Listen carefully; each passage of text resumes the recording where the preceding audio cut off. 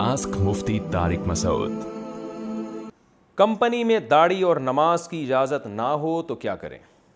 अगर कंपनी में नमाज़ पढ़ने की इजाज़त नहीं हो तो क्या ऐसी कंपनी में जॉब करना जायज़ है? अगर दाढ़ी रखने की भी इजाज़त ना हो तो भी क्या हुक्म है? जायज़ नहीं है ऐसी कंपनी में जॉब करना। नमाज भी आपको पढ़नी पड़ेगी, दाढ़ी भी आपको रखनी पड़ेगी। दोनों अल्लाह के हुक्म हैं और उसमें शरीयत में छूट नहीं है। इसलिए दाढ़ी रखना भी फ़र्ज़ है और नमाज़ पढ़ना भी फ़र्ज़ है। सही बुखारी सही मुस्लिम की हदीस है दाढ़ी के बारे में, बिल्कुल वाज़ेह हदीस। आफ़ुल लिहा खालिफुल यहूद वन नसारा, यहूद व नसारा की मुखालफत करो। और दाढ़ी तो ऐसा हुक्म है कि तमाम आसमानी किताबों में है। तौरात में आज भी लिखा हुआ है कि अल्लाह ने मूसा अलैहिस्सलाम को कोहे तूर पे बुला के हुक्म दिया कि अपनी कौम से कहें कि दाढ़ी मत काटना। और तभी आज देख ले यहूदियों की दाढ़ियाँ होती हैं जो मजहबी यहूदी हैं। तो बिल्कुल वाज़ेह हुक्म है, इसमें दो राय नहीं है।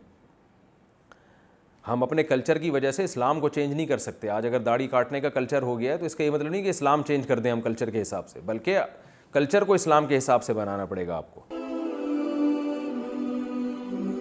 आस्क मुफ्ती तारिक मसूद।